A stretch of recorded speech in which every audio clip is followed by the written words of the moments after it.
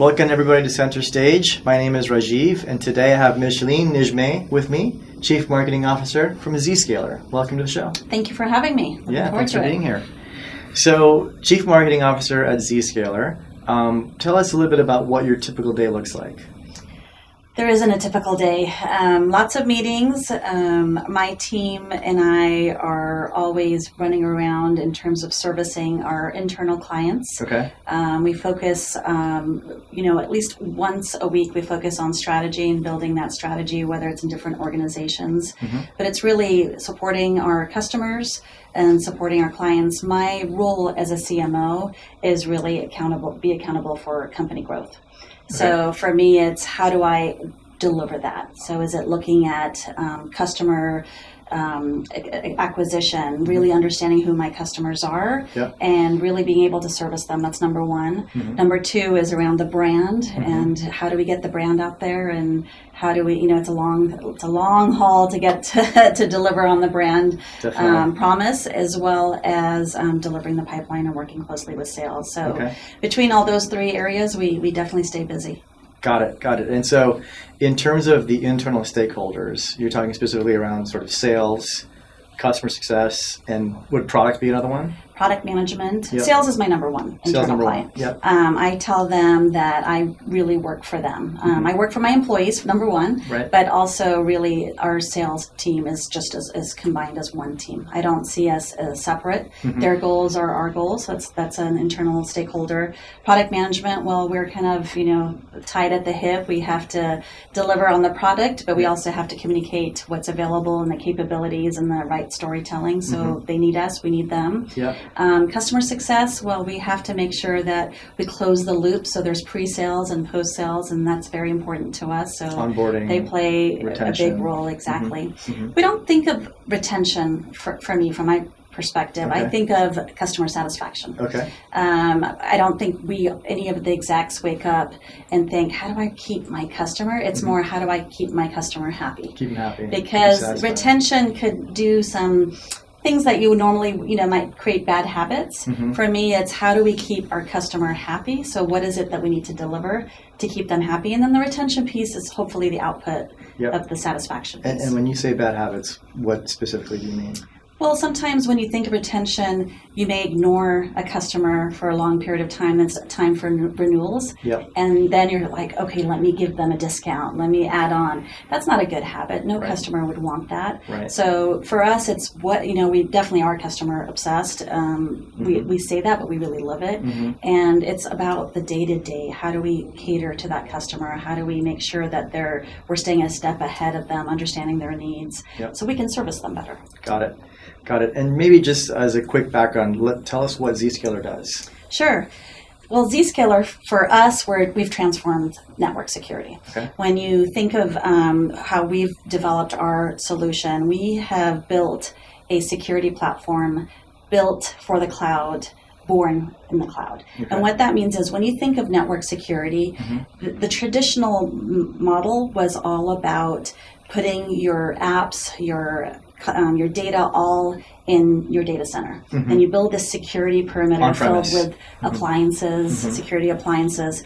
Now today, that's not the model. Think about all the applications that moved out of the data center into the cloud, right?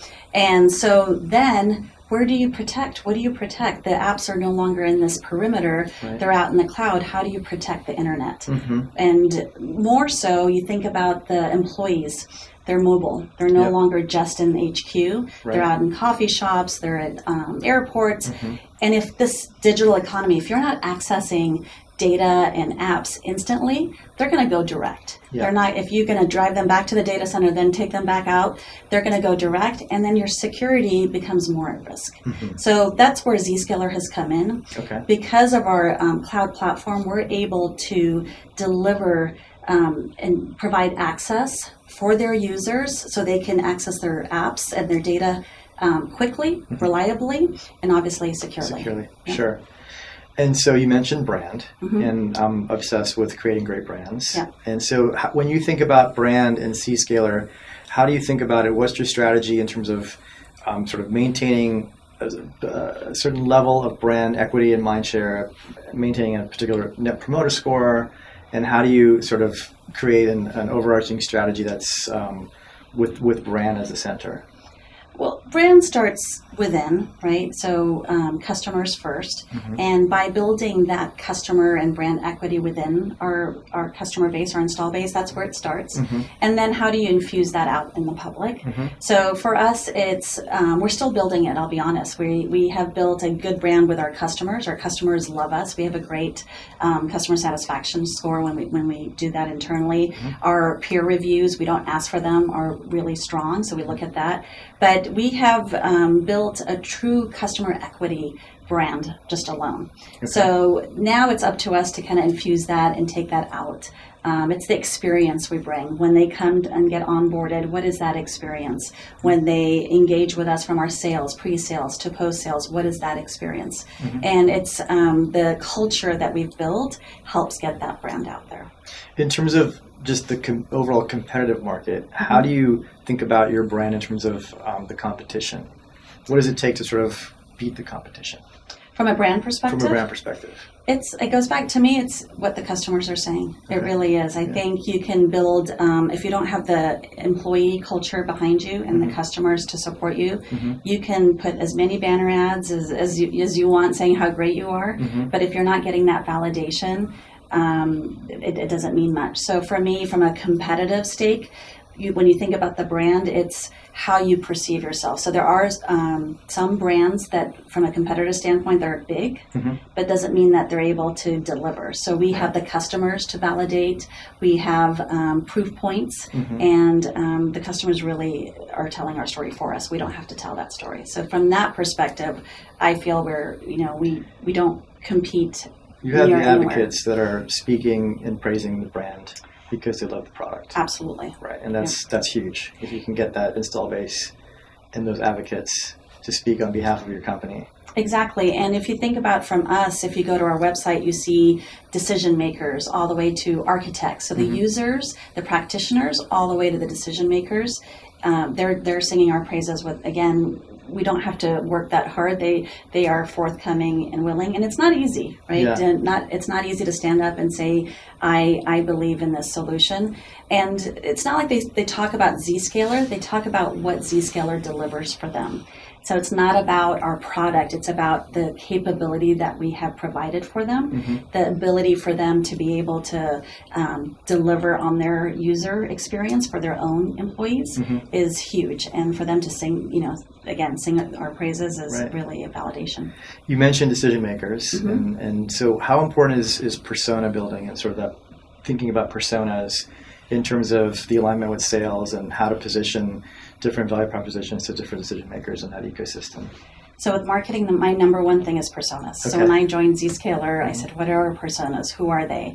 I don't like to call them target audience because we don't target. We build conversations, we engage.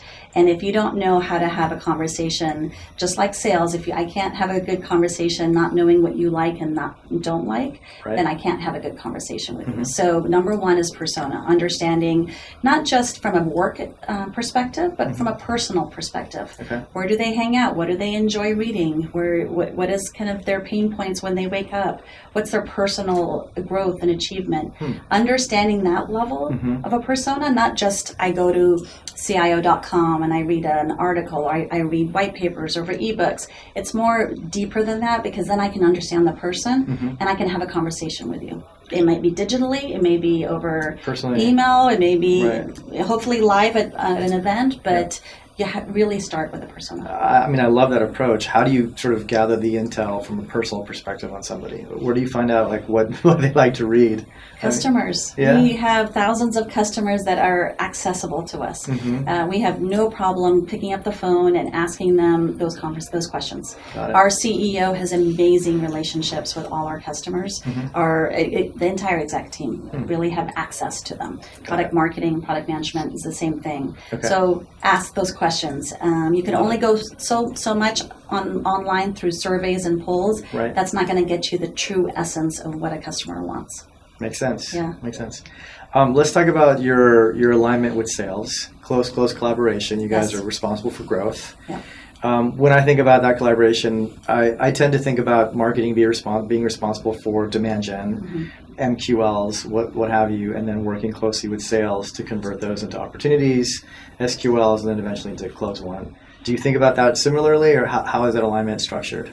Yes, very similar, but we don't stop at MQLs and SQLs. So for us, every sales cycle is a little different for every company. For me, number one is, do we have the same goals? If my goals and my team is not on the hook just like their sales team is, there's no alignment there. There's no skin in the game. Number two is understanding, do we have a sales cycle between handoff from marketing to sales? If we don't have an agreement on what that is, that breaks. So that's what I look at. And then number three is, they're on the hook for marketing as I'm on the hook for sales. Okay. So we look at it holistically, and then we look at, okay, well, where does marketing fit in throughout the sales cycle? So from a demand gen side, we absolutely look at the top of the funnel, right? Air cover. But then from the field marketing side, my team is beyond just demand gen. It's really engaging their personas. I always give my team a goal of understanding your addressable market. Find out what accounts your sales team is looking at selling into, and then how does field marketing play a role in that? Okay. So demand gen is air cover, then you think of it as a funnel. Field marketing delivers that personalized engagement. They might be intimate dinners, they might be events that they may have, it might be a direct mail piece. How do they build that close relationship and enable sales to help them close? And it's even customers, right? If you get promoted or you got a new job, why not send them a congratulatory email saying congratulations? It's that relationship building 100%. That matters. And it's authentic. That's so important to me. If it's not authentic, don't do it. It's not going to work. Let's talk about attribution. So how do you think about attribution, especially when it comes to some activities that are actually sort of not easy to measure? How do you think about attribution and hold your team accountable for that? Yes, so it goes back to sales and marketing and even partners, right? There's a kind of a three-legged stool that we all kind of play that role. So we have a channel play, we have a sales, direct sales, and then we have marketing. So number one is, again, understanding from sales, depends on your segment. We have large enterprises, we have majors, and where should marketing play? Where should sales play? Where should partner play? So come to an agreement of that. And then it's having the right metrics, the analytics from marketing. Marketing is no longer creative. I mean, not only creative. Right. It's definitely data-driven. And sometimes it's even more on the data than the creativity these days, especially when it comes to demand gen. So we have so many tools that enable us to deliver the attribution and understanding. And again, I don't like to hold heavy on the attribution, even though marketing plays a big role. I want to make sure, again, it's all holistic, because I'll be honest, any company that I've worked at, there isn't 100% accuracy. Right? You don't want to play the game where sales said it's sales source versus marketing source.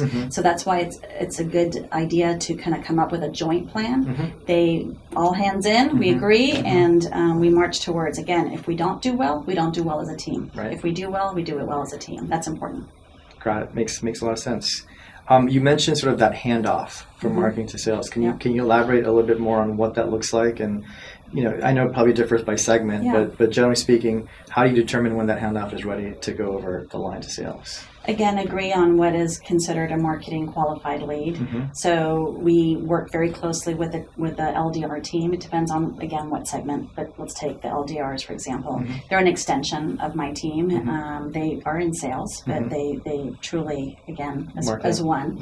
And we agree on what is a qualified lead, and it's not always perfect, right? So it's really that collaboration, that back and forth feedback. This is working, this is not working. Again, we're in it together or not. So we have a certain criteria. We meet the criteria. We pass it on to them. And then we track it. Are they following up on it? What's working? What's the message? So I don't expect them to come up with the script only and the call script and the email script. We work together to define that. And if there's a gap, we help fill it and vice versa. Got it. And what's your philosophy on sort of A/B or multivariant testing? love it. Yeah. You can't live without it. Going back to data. Right? Yep. Right. Yeah. We don't know what we don't know, so testing is very important to us. Our digital campaigns, we test all the time. On our website, we test all the time. Emails, we test all the time. So yeah, that's very important. Great. Talk a little bit about your chief marketing officer at a public company, like your leadership style. What have you found to be effective in terms of building a team and sort of possessing the right sort of leadership traits that can work to inspire a team, to motivate them? What have you seen in your career? For me, number one is have them feel confident that I'm supporting them, right? Give them the ability to grow. So in every single company that I've worked at, I put an objective that you have to take a class, go to a seminar, or take a whole, quarter's worth of classes. Professional development. To increase their professional development and learn. I want them to be the best that they can be. And I tell them the reason why is because I want to be the best that I can be, and I want you to succeed so I can succeed. Yep. Number two is really support them to be creative. So I say, come up with an idea. If it doesn't work, that's okay. Pick it up, fix it, turn around, and move on. But it's okay, right? So having that ability to, fail fast, to speak, learn. And move on beyond that. But learn, right? Don't do the same mistake twice. So that's important. So that's number two. And number three is really collaboration. So anyone who's worked for me, they know I'm a strong believer in integrated programs. So any company that I'm at, I want to make sure the entire marketing team is working together. There should not be any silos, no matter what organization you're in. So, for example, what we've built here is corporate marketing may come up with product marketing messaging.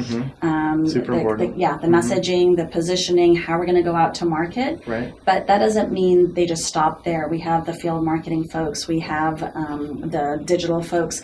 How do they play a role? Where does PR play a role? So it's all integrated. And with marketing, and back to the brand, if you're not saying the message over and over in different ways, different channels, different types of content and assets, you're not going to get to your audience. So that's important, and every single employee plays a role in that, no matter where you are. You could be a writer, a designer, any role. Yeah, they all play a part. Yeah, and it's integrated. And it's that's integrated, important. right? Yep. Let's talk about culture. What's the culture like at Zscaler? I know you've been there for a little over 8 months now. Okay. Almost 8 months. Yeah. Okay. I think culture plays a huge role. Yes. So tell us a little bit about the culture at Zscaler. Yeah, it stems right from the very top. I believe in that, and that it just kind of goes from there. And it's a phenomenal culture. It's very humble. Amazing, smart, talented people, but they're humble. They work hard, they execute, and it's very collaborative. We have an open communication. Our CEO holds not only quarterly all hands, but monthly, as often as he can. He sends emails in any sort of customer meeting he has, which he's always in, and he shares. Right, so that way the engineers, the people kind of behind the scenes who work so hard and who play such a critical role for the success of the company aren't always seeing the results, right? Marketing gets to have the shiny object as do sales, but he really filters it down to the entire company. And it just goes not just to him, it's every single executive. So very flat. We can meet with anyone, anytime. They can choose to have one-on-ones with us. We're always accessible. It's a really great, strong culture. That's great to hear. Yeah. Shift gears a little bit. Sure. So, how do you believe in work-life balance? And if so, how do you achieve that? I believe in it, but you never achieve it. Okay. There is no such thing as a balance. I think it's where you tip the scale. Okay. Sometimes it tips towards work, and sometimes towards personal. Right. You choose it. Yeah. I tell every single up-and-comer, I say, you know what, you're not going to have anyone tell you, work less hours, relax, but still deliver on all these things. Right. So you choose it. And in some parts of your life, it's going to be more on the work, and some parts it's going to be more on your personal. Depends on where you are in your career. Right. For me personally, I tend to be more on the work, unfortunately, but what I've done to make it work for me and my family is that I've had the conversation saying, this is where I'm at, and this is kind of the role I'm in, and are you okay with it? They're going to just kind of bring them part of the journey. It's made a huge difference. You set the expectation. No matter what age they were, it's just kind of having them say, I got it, I understand. Right. And then having a strong support system. I think that's huge. So I've been lucky to have that. And then when you are with them, spend time with them as much as you can and really make it worthwhile. Be present. Yeah, you can't, you'll never be satisfied. I don't know any parent, especially a working mom, who would be satisfied and not feel guilty or not spending time somewhere. So you're going to have to be okay with it. You have to let things go in some areas at home because you want to spend time with the family. 100%. Do you have any daily habits or rituals that you do that sort of help you become more productive at what you do? For me, a couple of things. I don't know about productive, but it helps me stay focused. So the first thing I do in the morning, instead of check email, I'll just look at the news. Okay. Because I don't think I'll get a chance to do that afterwards because I live in email and meetings and Teams. So that's the first thing I do, and it helps me set what should I do for the rest of the day in a way. Okay. So that's kind of one thing that I do. And number two is for me is stay involved with my team. So not only my direct reports, but actually my skip level reports. Okay. That's so important to me. So I set coffee meetings, lunches in advance, so it doesn't take, I won't do it otherwise. Right. So really just spend time, go for a walk and meet with them to have coffee or go out to lunch when I can, just so I can stay in tuned with them. Because if you remove yourself too far, you miss what's really happening in your organization. So that's important to me, to stay focused and help drive and be a better CMO for my team. Love it. Yeah. That's all the questions I have. Is there anything else you'd like to talk about?